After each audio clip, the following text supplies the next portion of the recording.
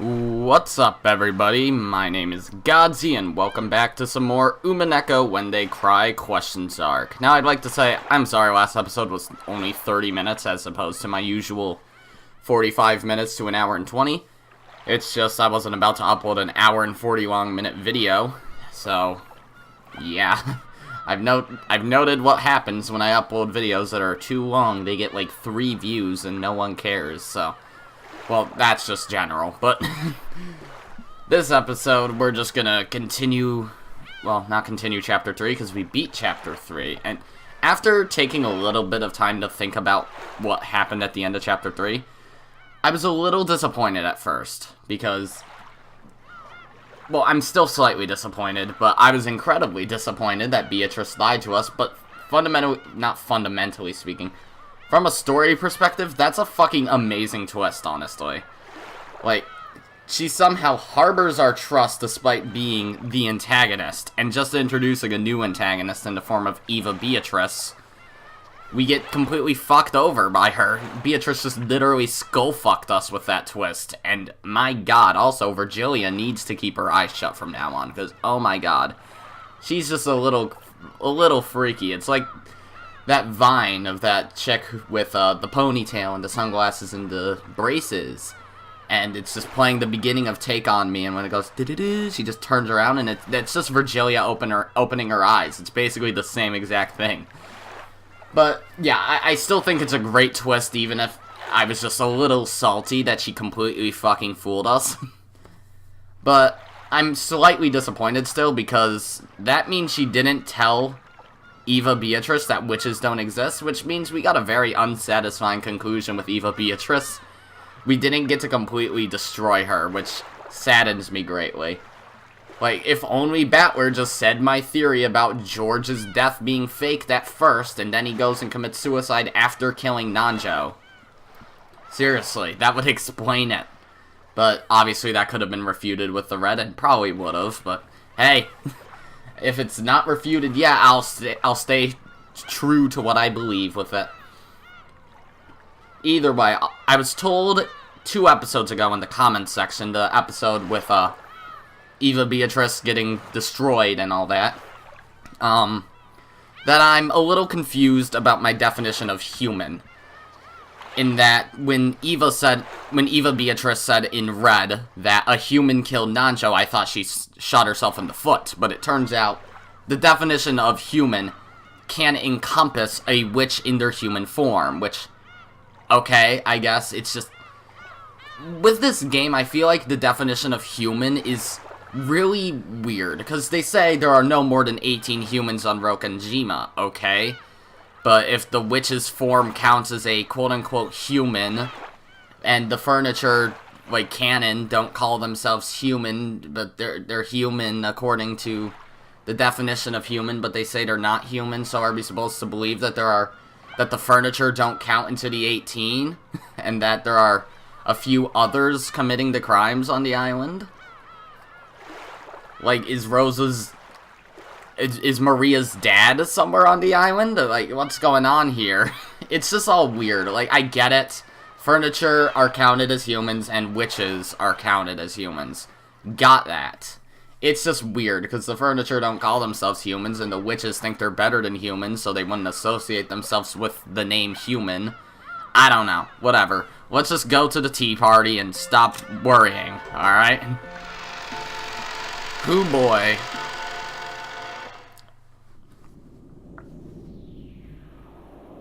So, what's gonna be happening at this tea party? Like, is it just gonna be the aftermath of what happened with, the end of Chapter 3? Hello, Beatrice. Also, I forgot. There we go, volume down. Wait, hold on. Oh, it's just those 3. Can I see this, then? Okay, yeah, it does say Eva survived. Huh. So, Jessica, missing. She certainly was joined with Canon in the Golden Land. They both apologized for their own cowardice, communicating their true and honest feelings, and they hugged each other until their final moments. Afterwards, she was chewed to pieces by demons and went to hell. It's alright, Canon is with her. Well, that's interesting.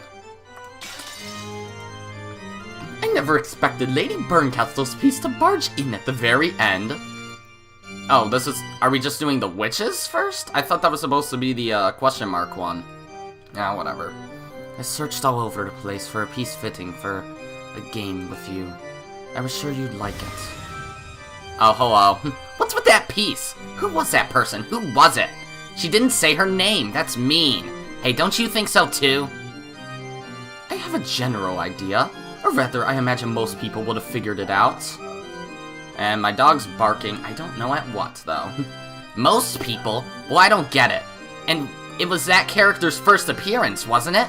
If she doesn't say her name, I won't understand. The players won't understand. No one will understand, right? Battle, don't bother telling her. See? Isn't she a funny kid? Indeed. Lady Lambdadelta's innocent airhead side is truly precious and amusing. Come on, why won't you tell only me, you meanie? Jesus Christ. In exchange, I'll tell you a special secret that only I know. So tell me. Oh? A special secret, you say? I want to hear. Blech. If you want me to tell you, first tell me who that girl really was. The secret I know sure is awesome. After all, it's about as awesome as knowing that Santa is actually Daddy. Huh? I said it. Sorry, I'll bet you're so shocked that it turned your world upside down, right? So your father was the one who came to your place, Lambda? He came... Wait, what do you mean? Lord Santa Claus only visits the homes of children with pure hearts. I guess he didn't come to your place, did he? Well, Lord Santa Claus is gracious. We're fucking... Come on! How... Unless you're a really bad scoundrel, he'll give you a present. After all, he even gave them to me. As you grow and your heart is hardened, he stops coming, doesn't he? How old were you, Beatel, when he stopped coming? Indeed, he kept coming until I was about 12. When my maiden's heart awoke, I quickly got somewhat embarrassed about Lord Santa coming. After I wrote thanks for everything, that's enough, so make sure you splurge on the last set of presents, he stopped coming. Oh, and I was looking forward to it too. How old were you when he stopped coming, Lady Bernkastel? That was pretty wild. It happened fairly early. I think when I was about 9. Something about that beard really irritated me, so I waited in my futon with some sewing scissors ready, trying to cut it off. What a painful age. So, as far back as Lady Lambdadelta can remember, Lord Santa Claus never came to see her, huh? He usually comes until the last year of elementary school or during middle school. Why are we talking about Santa Claus? I mean, it is December 1st, it's like the game knows. Maybe we should take her to a doctor. I hear that being too precocious can have negative side effects on the growth of mind and body. Yeah, you can definitely see some of those negative side effects. Hey, what are you people talking about? It truly is boisterous when 3 witches gather. Not Lambda. Bern hardly says anything, though. She's just kind of, like, monotone and shit. If you're talking about a secret on that level, I doubt this will be worth listening to. Oh yeah, I forgot Bern's still on our side. Can I go now? I have to get ready for the next game. Hey, wait a sec! Tell me who that woman really was. Well then, tell me this special secret of yours first. If it's good enough, then I'll tell you. Okay, I'll tell you, because it really is a special secret. Remember, in this game, there was a girl who found the gold and became the new witch, right? Indeed. And just what kind of secret might that person have? I figured out who that girl really is. Does anyone know? Oh my fucking god. Really? There was a hint in the way she talked. Remember, that girl said it a lot, didn't she? If only you just blah, right? Yes, that phrase is the key point. If only, if only, if only. Yes. She was actually Ushiromiyas Eva. You're an idiot. What do you think? Are you shocked? Were you even watching the game? Huh, I never noticed that. To think that there would be a hint in a place like that. You're a real good sport, Beato. This kid tends to get full of herself, so try not to overdo it. See you, I'm leaving. Wait, it's not fair if you just listen to my secret and don't tell me yours. Tell me who she really was. Your secret was so amazing that mine just wouldn't match up. So in exchange, I'll teach you a special secret. I'll tell you the name of the culprit in this game called Higurashi no Naku Koroni. Ah, don't say it! I'm still playing it! Wait, was their game not Higurashi then, or is that just a joke? See you, Beto. The black tea was delicious. However, the repertoire of jam on the crackers was lacking. Add some gochujang chili paste every once in a while. It goes great with Russian tea. Later. Oh, I see. I shall try it. I'll call for some after preparing the next game. Until then, feel free to polish up your strategy at your leisure. Yes, I'll do that. This last game was pretty interesting. Later. Hey, wait a sec! Tell me! Oh, and she's gone. My, you two really are close. Yes, that's right. Oh, I really like you, Bernkastel. You could even say I love you. I want to gouge out your eyes so that you see no one other than me. Oh, that would be so wonderful. It'd be great to dunk them in black tea. Wow, to think that you would be so entranced, Lady Lambdadelta. I have a serious responsibility. Still, this last game really was close. I was a breath away from getting Battler. Beto, can I ask you something? What is it? I won't tell you that girl's name. When are you gonna stop fooling around? Okay, she looks a little angry. Are you even trying to win? Oh, and... okay, suddenly epic music. Lambdadelta threatened her with a low voice that she had never used in front of Bernkastel. It completely blew away the calm atmosphere that had been there until a moment ago. Oh my fucking god. Okay, sure. It's not just blonde Natsuki anymore, they gave her some traits of Yuri too, I guess. Even though this game came out long before DDLC. It's a weird coincidence though, you know? You know, I'm supporting you because you're supposed to be a witch who can win against Bernkastel. If you don't have the power to win against her, then I'll abandon you right away, okay? How harsh of you. What about me that satisfies you? As you know, my game board is perfect.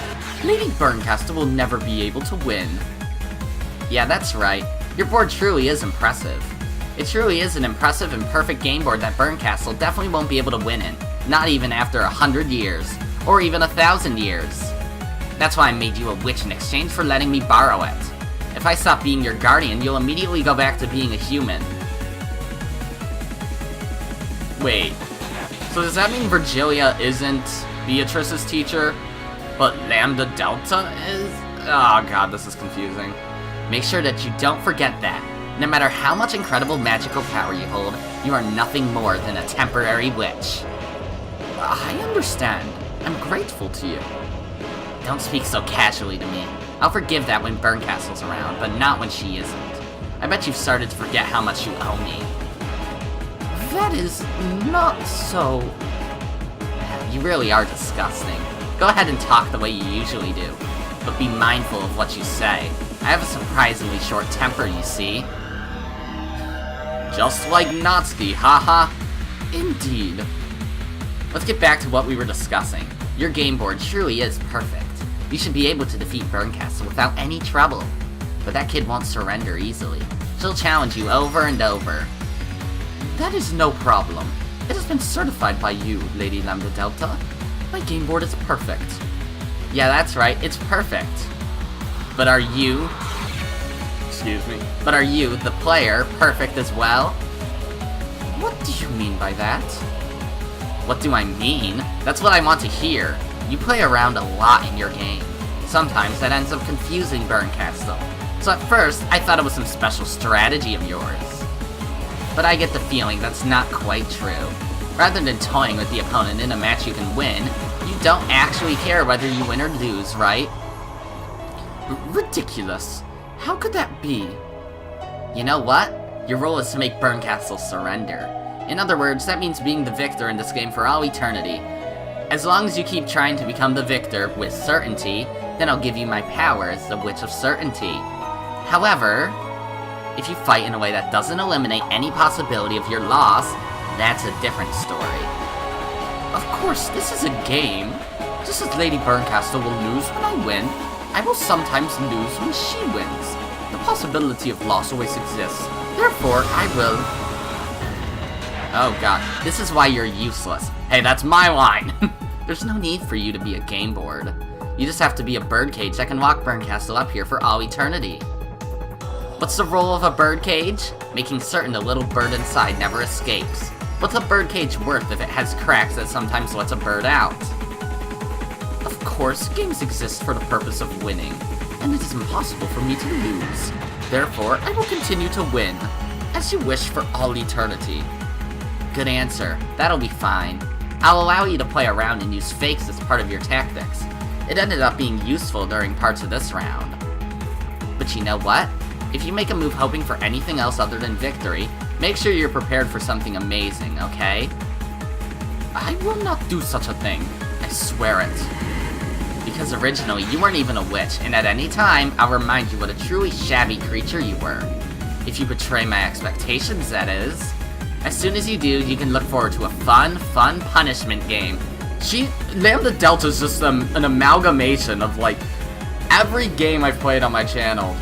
Now she's not only Natsuki and Yuri, but she's also Monokuma. It's punishment time, bitches! Let's go! Oh my fucking god. Stop that shit, please. In the world of billions of fragments, I'll send you into the most miserable one and seal you there.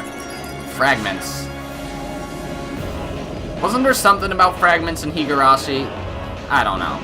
You were already miserable to start with, so there's gonna be some really miserable fragments out there for the picking.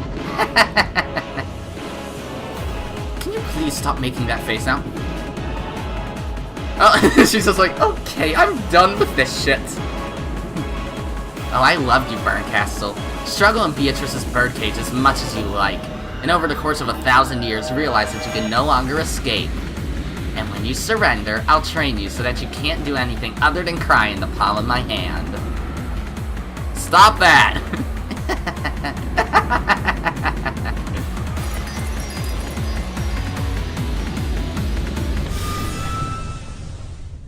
Okay, I heard the womp sound. Is that... Okay, achievement unlocked, I love you forever. Yeah, that's... You should have one of her freaky rape faces as the icon, not just her glaring. Okay, that was a really short tea party.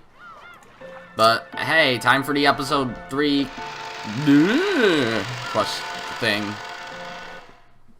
Question mark tea party thing.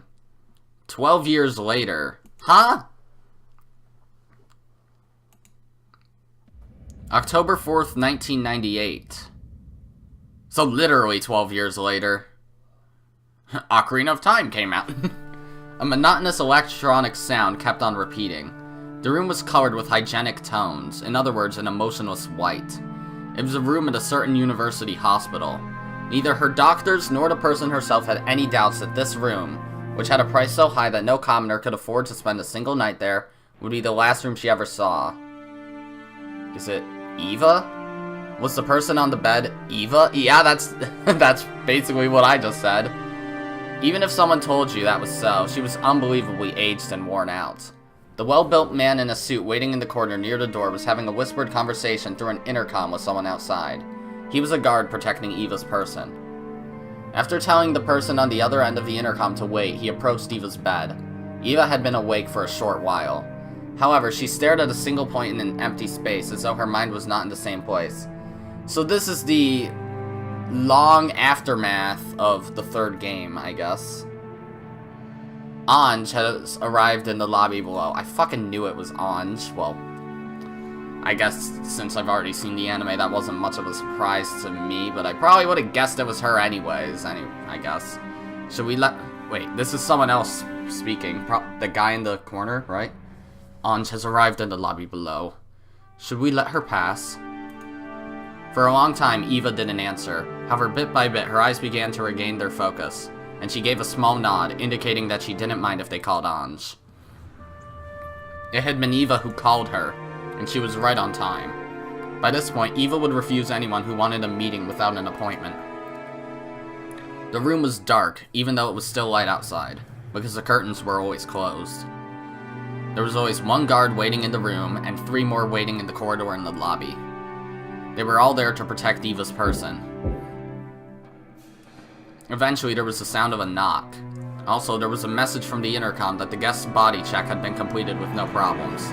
The door was unlocked, then opened, and a high school-aged girl was standing there. Who's speaking? Okay, Chairman, Ange has arrived. Eva reacted and turned her face toward the guest. However, instead of reacting to the guard's call, maybe it would be better to say that she reacted to the smell of Ange's makeup. After being shut up in this room for so long, Eva was sensitive to even small changes in smell. That would probably make sense. So you came, Ange? Okay, they did a ding-dong. Ah, I see. I was gonna say, where the fuck would they even put her on this? But I guess they'd put her right there and move Maria over one. The daughter of Rudolph and Kyrie, Battler's younger sister from a different mother. She hasn't come in contact with Battler often, but is extremely fond and respectful of him. She was sick and absent during the family conference, so she always ends up surviving in solitude. A very unfortunate girl whose heart is in tatters. Has a bad habit of always walking around with massive amounts of cash, throwing it out to whoever comes first. Okay. I came. You did call me. On Eva's face, there was no trace of a person warmly welcoming their niece. And on Ange's face, you couldn't see the expression of one pleased to meet with their aunt.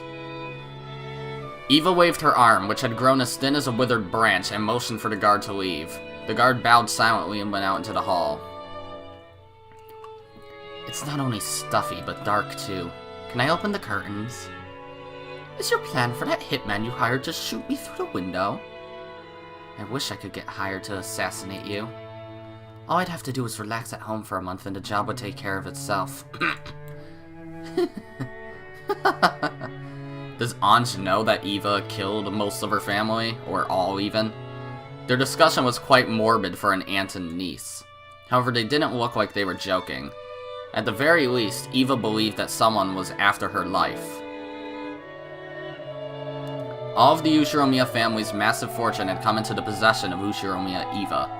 It was said that this fortune also included the 10 tons of hidden gold that Ushiromiya Kinzo was rumored to have hidden. While this vast wealth lay in Eva's cunning, sly, and suspicious hands, no one was able to complain. But it was rumored that as soon as it was passed on to Ange, who was no more than a young girl, certain people were plotting to snatch it away. Oh yeah, because if Eva and Ange are the only people still alive, and Eva's the head, then after Eva dies, Ange would become the head. And she's on her deathbed right now, so wow, okay. By now, Eva and Ange were Kinzo's only descendants. If Eva died, all of the wealth would go to Ange. And if Ange were then to be killed as well, that wealth would go to the family of Ange's mother, Kyrie. Oh, okay. In this sense, not only Eva, but Ange as well, were in a position where it wouldn't be odd at all for their life to be targeted by some unknown person. And Eva had hated Ange for a long time. This was because she knew that, after losing her only precious son, George, the inheritor of her own wealth would be none other than the girl who had been absent at that family conference 12 years ago, and who had survived. Eva shunned Ange, disliked her, and even hated her. She isolated Ange in a special school and separated her from the youth and happiness normal people have, trying to keep her as a pet until death. However, Eva had succumbed to an incurable illness, and ironically, her remaining life was estimated to be the same as Kinzo's had been at that family conference 12 years ago. Both Eva and Ange hated each other. Even though they were each other's last blood relatives, they hated each other so much that they hoped the other would die quickly. And why did you go to all of the trouble of calling for me? I don't have much time left. These quack doctors still can't detect any of the poison that's filling me up. I know. I'm sure it's some secret assassination drug used by that by those Soviet KGBs. What? Oh, I'm gonna be killed. I'm gonna be killed. Isn't that great? Very soon I will die, which will surely be quite a load off your back. What a pitiable person. This always happened. They immediately deviated from the main topic, distorting it into a more unsettling discussion. Eva, who was absolutely paranoid, believed that someone was always after her life. And in actual fact, after inheriting the vast wealth of the Ushiromiya family, she had used wild methods just like Kinzo had done in the past, repeatedly making money by any means necessary and creating many enemies along the way. With a massive supply of capital, she had plotted to aggressively buy businesses that were starting to have rapid growth, making them buy it back at a high price under the guise of reconciliation. Ironically, it was the same type of action that her husband's company had been hit with 12 years ago. She had repeated this constantly for 12 years. She had also earned a lot of hatred. If her husband had heard of this from beyond the grave, he might have defended her, saying that the loneliness from losing her family fueled her actions. However, of all the people who knew her now, none would defend her.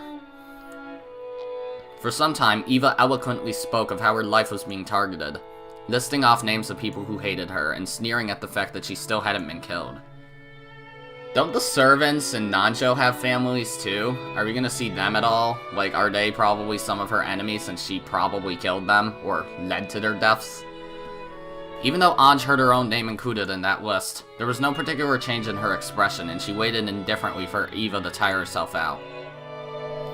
You see, I really hate you. I'm honored. Same here. I built this future for George's sake. To think that it would be snatched away by you. To think that it would be stolen away by Rudolph's daughter. I can't bear it. To think that I would have my fortune stolen away without even leaving behind a child. That I cannot forgive. If only you just give all of your fortune to charity. What about all those religious people you used to go so far out of your way to find? They all say the same thing. My excessive wealth has become a burden to me. They always say something about how I need to give it up and cleanse myself. Then I thought of something. I stopped donating. For a time, Eva had searched for the founders of several strange and new religious cults, perhaps seeking peace in her heart. But they gave her heart no relief, and if anything, they ended up increasing her paranoia further. If you have too much money, why don't you start buying up thoroughbreds and make some corned beef? I've thought of something even more interesting. I've worried over it a lot. What could I do to make things horrible for you? I thought about killing you. I also thought about erasing all of my wealth, leaving you penniless, and sending you off to a slave trader or something. Wouldn't that be wonderful? You'd have your arms and legs chopped off, and be forced to take customers until you died. Oh, that would be wonderful. Is this fun for you? Oh, yes it is. It's fun to scare you, but very soon I will die. So I thought about how I might continue to cause you pain even after my death. And then, it was surprisingly simple. I called you because I wanted to talk about it. I have midterms coming up. Keep it brief. She's gonna say that she killed everyone, isn't she? I have decided. I will have you inherit all of my fortune. Oh? Really? Not only that, but I decided until the very day I die, I'll expand that fortune as much as I can, inflating it to massive proportions before having you inherit all of it. Can you even imagine what that would be like? I don't get it, because it's stupid. That's right, you don't get it, do you? Look forward to it. It really is fun being rich. Every day yokai from across Japan come to play. Do I have to kill those? Go away, William. From now on, your entire life will be followed by talk shows and weekly magazines. The media will criticize me no matter what I do or don't do. If I donate, they'll attack me for being bourgeois. And if I hesitate, I'll be abused as a miser. Oh, every day really is wonderful, you see. I decided it'd be great. It'd be great to let you have that kind of life. When you're so young and have so much ahead of you. Doesn't that sound absolutely wonderful? Looks like the public's opinion of all you've done was spot on. Too true, yes, that is too true. Go ahead, abuse me as much as you want. Soon you will face that same criticism. Japanese culture dictates that good people live in honorable poverty, while the wealthy should just die. No matter what you do or do not do, you will eventually be lifted up as a symbol of envy and hate across Japan. I wonder how twisted your life will become after living that way. You have no allies. No one will listen to your worries. Abusing you will become a public sport, and no one can stop that.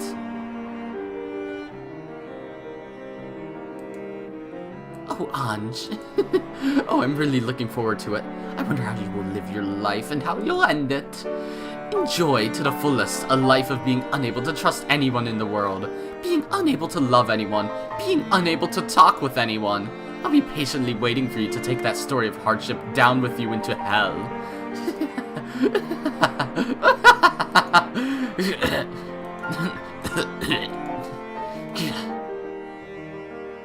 Her insane laughter turned into a painful cough. Without changing her expression in the slightest, looking completely unconcerned, Ange stared at the only survivor of Rokanjima. Perhaps because he found the violent coughing suspicious, the guard gave a short knock on the door and rushed in at the same time. Ange glanced at him, wordlessly making it clear that she didn't intend to move a step from where she was. Ange was prepared for some kind of trap to frame her in Eva's death. However, that was fortunately a needless fear. As the guard rubbed Eva's back, he poured hot water from a thermos into a mug.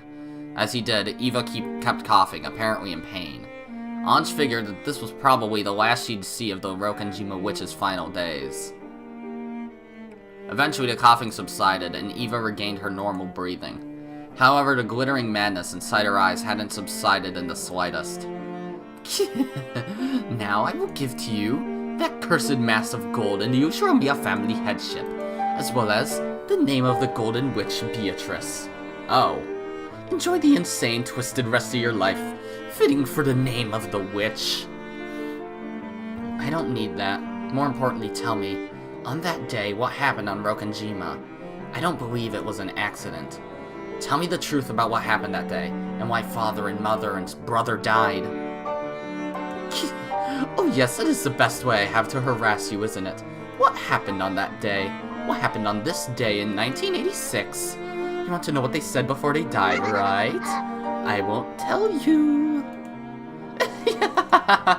I'll leave behind the cursed gold. But you know what? I'll take the truth you seek with me to hell. That's the best way I can torment you. Oh, are you mad? If you want to hear it so much, try going to hell and asking your family there. In that case, you'd better die right now, right? If only you'd just give up and die right now. That laugh continued until she started coughing again. And that cough did not subside until she started moaning and going into convulsions.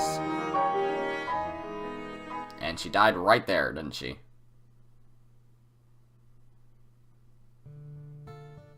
Oh, okay, flashback. Whoosh, whoosh, flashback. October 4th, 1986. On Rokanjima, the Ushiromiyas family's customary and final family conference was held. And on the next day, October 5th, an extremely unfortunate accident occurred and the Ushiromiyas family was wiped out. Fortunately, Ushiromiya Eva escaped from that, and inherited almost all of the Ushiromiyas family's fortune. However, due to the many turbulent rumors surrounding the Ushiromiyas family, the way Eva acted afterwards, and her unnatural actions at the time of the unfortunate accident, the public was in an uproar over whether this might have been a conspiracy to get all of the inheritance for herself. It was. Under pressure from the public, prosecutors repeatedly tried to investigate the matter, and the media began tracing the outline of a conspiracy they called the Rokanjima suspicion. But in the end, they weren't even able to find proof that this unfortunate accident was a crime. Really? I mean, there was likely a bomb, and that's probably what killed Jessica, but... Come on, could they have not found the body of at least Cannon or someone and be like, huh, given this wound, he was murdered? However, because the media continued to give the impression that the Rokanjima suspicion was a conspiracy of Eva's, public opinion began to believe that she was the true culprit. Of course, that was also influenced by the bad impression caused by all that easily condemnable, overbearing financial activity, which she had carried out using that vast wealth. Every time she did something and the rumors started spreading, the media would bring back the Rokanjima's suspicion, blaming the criminal justice system by saying that she was the true culprit, and that the only reason she hadn't been arrested was because even the police had been bribed. So the impression that she was a great villain grew stronger and stronger. Her heart eventually degenerated, and ironically, it began to transfigure her into the kind of human that the public expected. By now, Eva had no one she could trust, and no family.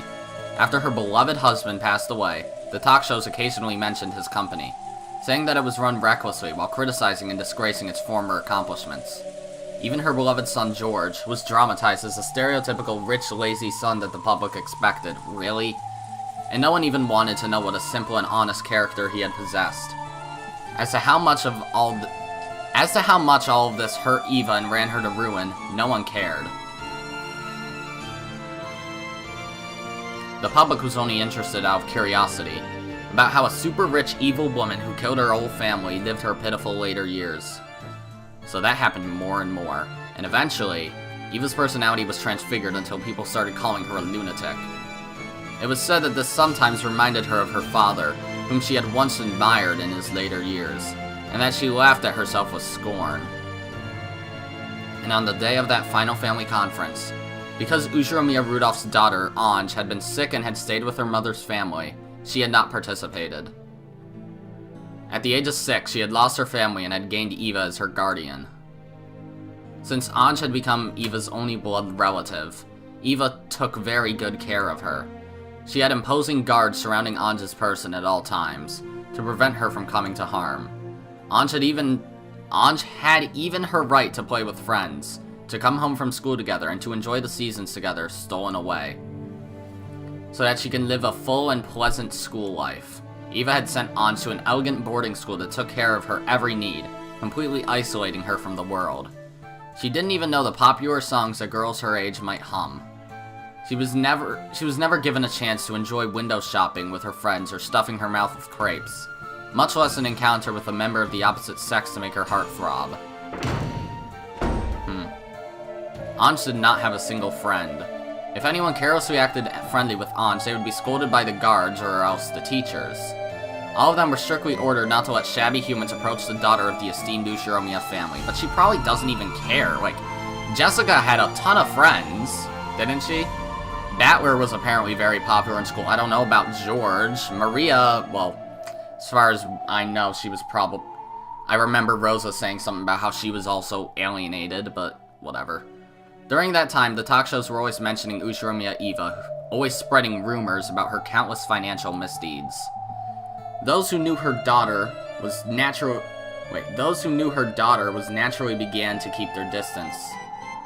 Oh, who her daughter was, okay. Even now, she was called a witch at school, and anytime something bad happened, even if there was no proof, it would be whispered as though if were absolute truth that she had imposed her will on the school staff. The environment makes the person. By now, she had a heart as wild as those around her feared.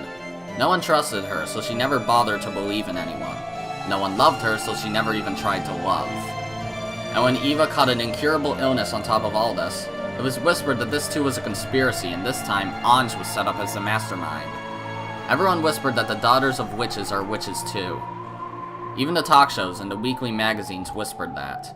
So Ange also accepted it as though it was as though it was obviously true.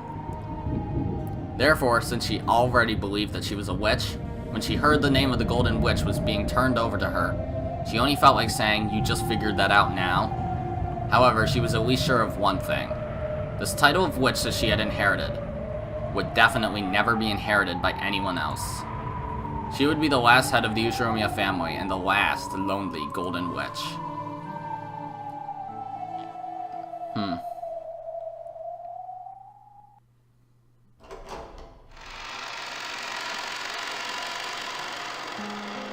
Ange could be seen on the roof of a skyscraper. Compared to the winds of the world that had beaten down upon her until now, this strong, cold wind was warm and pleasant. Below her lay a beautiful nighttime scene in a dazzling river of red and white lights. It was supposed to be clear out that night, so there really should have been countless stars stretching out over the sky.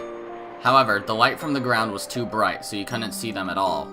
Ange couldn't help but think that that what she truly sought must lie in that unseen starlight. The world of reality below her looked so far away from here. She could imagine that this place was the closest to the world she really should be in. There was only one thing that Ange cursed. Why had she not been able to go to that family conference on that day 12 years ago? Even though if she had gone, it would probably have been possible for her to stay with her family forever. Lately, she'd been dreaming about her family over and over again. The person I was 12 years ago calls out frantically, urging them not to go to the family conference.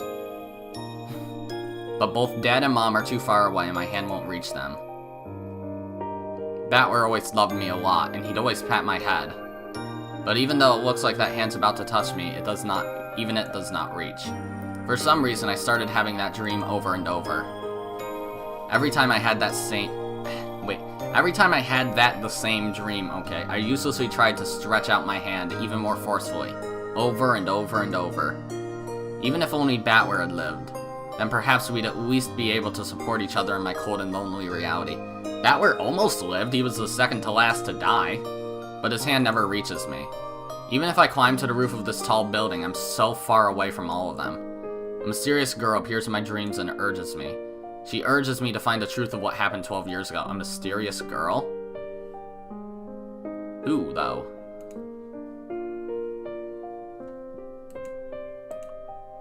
If only I could learn everything that happened to Father and the rest of them on that day. Would they come back? At least one of them? There was no way that anyone would answer that question for her. I get it. In this world, I have no family or friends. So, let's go. Let's go home, to where my family is. Is she gonna jump? From the start, Ange's figure had been on the outer side of the fence. Oh, she's literally about to jump. The scenery below her eyes was distant, beautiful, and so fantastical that it actually didn't give rise to fear. If I look down, I'll surely be swallowed up by the world below. So I looked up, because I wanted to be taken to the world above, the world where my family was. Who cares about vast wealth? Who cares about cursed gold? Who cares about the golden witch Beatrice?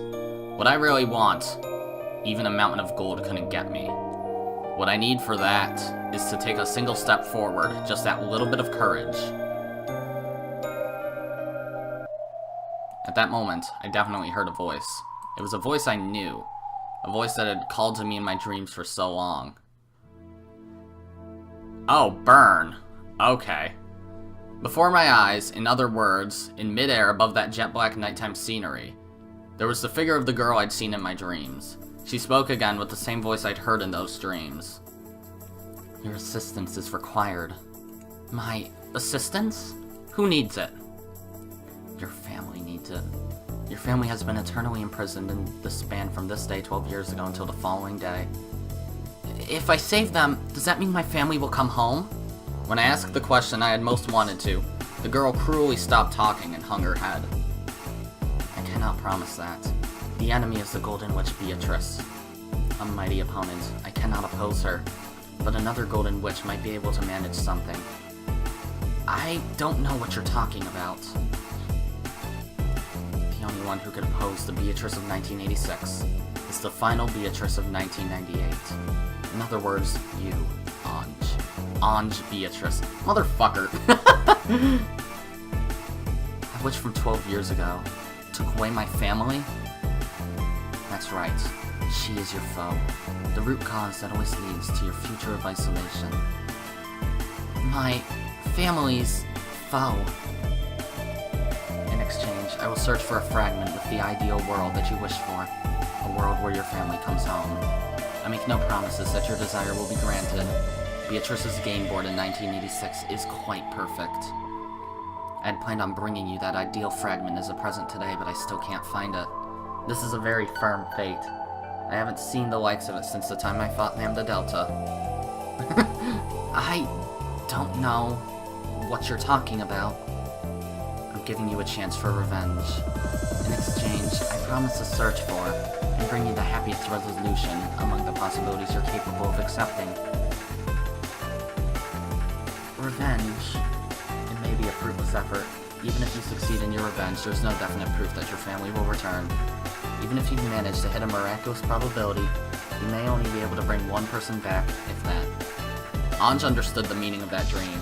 The dream where it seemed that, with just a little more stretching, her hand might be able to reach at least Battler. A miraculous probability means it's still higher than 0, right? Is it 1%? Trying to read any probabilities before the result is useless. So I cannot tell you that number. But it'll definitely be slightly more likely. But it'll definitely be slightly more likely than if I do nothing. Yes, as long as you do not throw that desire of yours away. But be prepared. It is extremely close to 0. Okay. I'll take you up on that offer. Are you sure? You probably won't be able to return here again. This isn't the world I'm supposed to be in. I'll find the world I am supposed to be in myself. Tell me your name. The Witch of Miracles, Bernkastel. And by that name, I acknowledge you as the Golden Witch, Ange Beatrice. What? I heard the ding. Ah, fucking! Look at this shit. It's just like boop, boop, boop, and boop. So her shit is still this, or still these. But did she even truly exist? And Ange Beatrice, the final witch born in 1998. She was named by Eva as her successor and was accepted with Bernkastel as her guardian. She had to start from square one as a witch, but because she exists 12 years in the future, she possesses the ultimate sort of magical resistance. For none of Beatrice's magic can target her. Furthermore, in a manner opposite to her brother's magical resistance, she has a natural talent for attacks against anything of a magical nature. She holds tremendous potential for both offense and defense. However, the distance is vast. 12 years is a long time, and they throw Burn in here. Yeah, I guess she's just been here. As of now, you are a true witch. The instant she proclaimed that I was a witch, I felt dizzy, as though something inside me had changed drastically. At that time, I heard a clunk. It was the sound of the door that opened to the staircase to the roof. It was Aunt Eva's guards. Oh shit. What's with this fucking battle music? They're only guards in name. Aren't they the cage that wraps the tightest around me, shutting me in? They saw that I was already on the other side of the fence and dashed forward, horrified. 20, we found the target. 20? Okay. Requesting backup on the roof. Ange, we were looking for you. It's dangerous there, so quickly, come this way. What's that? My fan club. We're pretty popular. No point in getting caught. Let's go. This shit sounds completely copyrighted. Looking annoyed, Bernkastel turned on her heels. In the jet black sky. Watching that perfectly casual gesture, I followed her as though it was completely normal. Ange! Wait! Don't be hasty! Look out! It's useless, it's useless. It's all useless! Well then, see you again next time. Please send a limo to get me, because everyone else will be there too. See you. Oh shit. Ange! If this song's not copyrighted, I don't know what song would be. She just literally hopped off the fucking roof. Okay, Ange, why would... Really? Okay, then. Well... Now we have credits. Okay. That was definitely better than the regular Tea Party, because the regular Tea Party was just Lambdadelta's rape faces. And her becoming Yuri and Monokuma as well. Oh, Cat. Oh, these are probably the voices. I see, okay. I don't think I'd recognize any of them, but whatever. Oh wait, Suzumura Kenichi, I actually do recognize that one.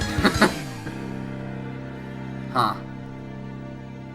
Well, that was certainly a thing.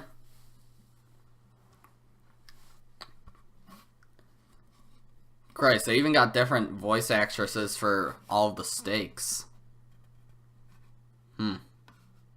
And the Chesters. Huh. That's really cool. How they managed to get so many,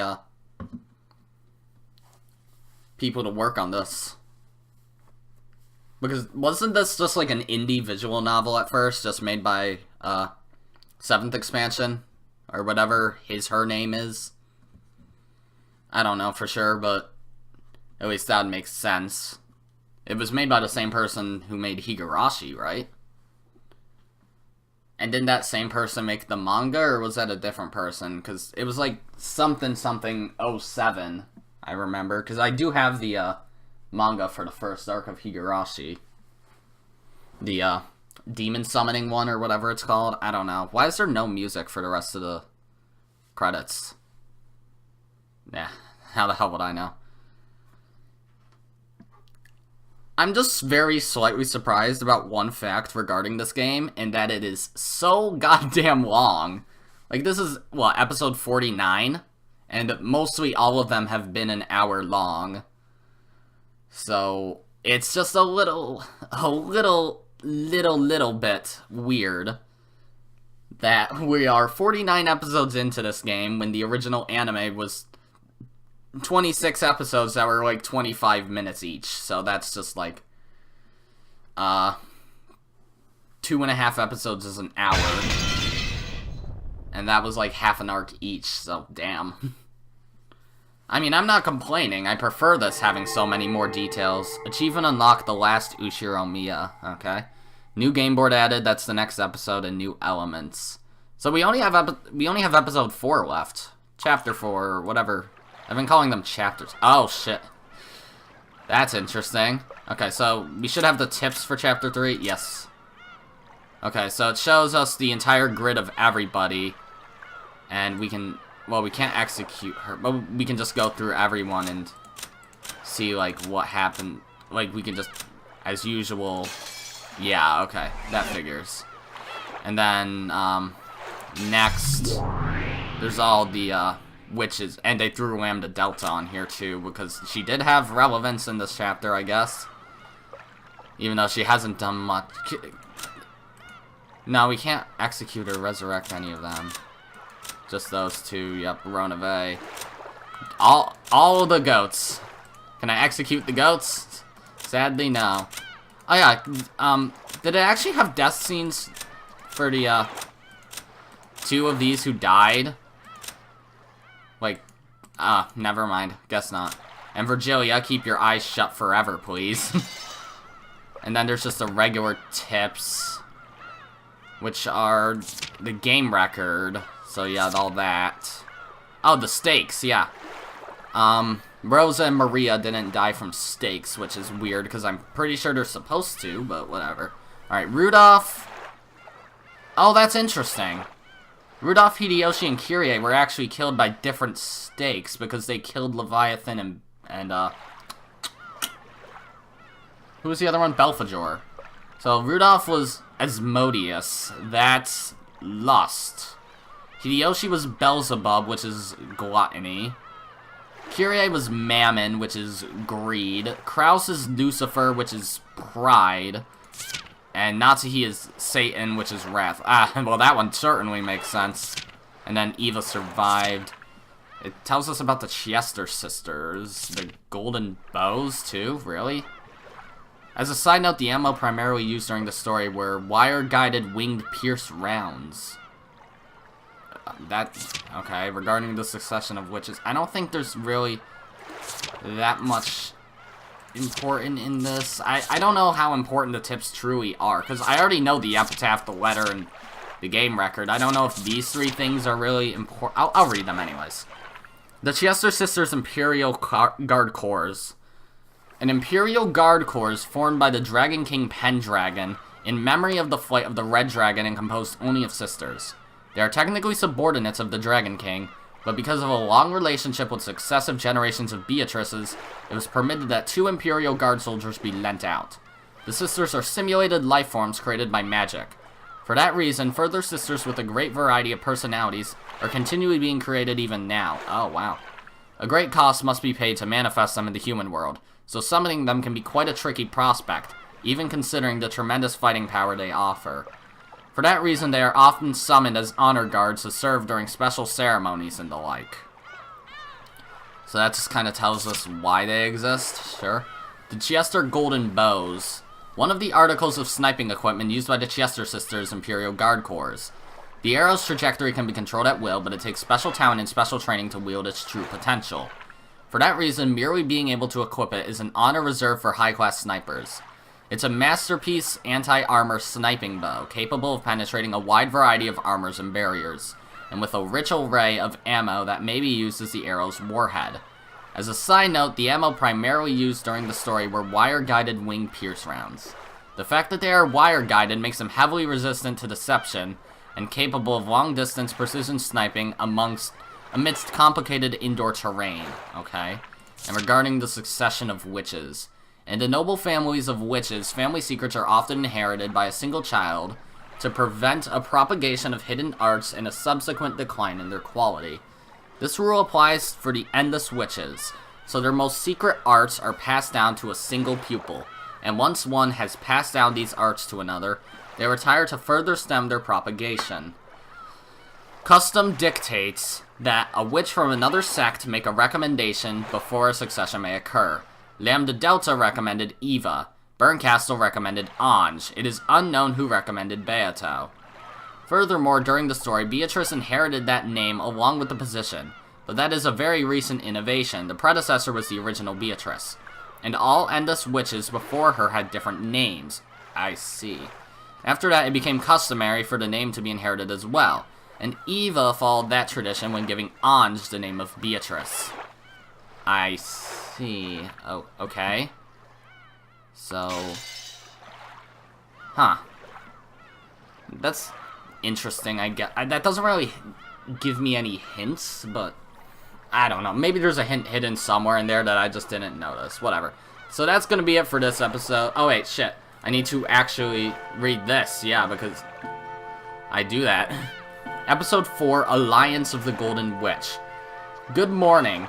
How shocking that you haven't been forced into surrender even now. By this point, even I am forced to expect a lot from you.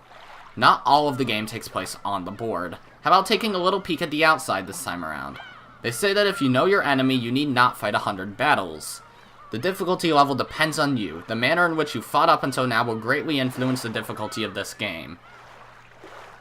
Huh? Okay. That's a thing. Whatever. So that's going to be it for this episode, guys. If you liked it, be sure to press the like button, and if you didn't like it, fuck you too. Remember to subscribe, follow me on Twitter, and hit that notification bell to stay up to date on all my videos and stuff. And as always, my name is Godzi, and I'll see you all next time. Goodbye!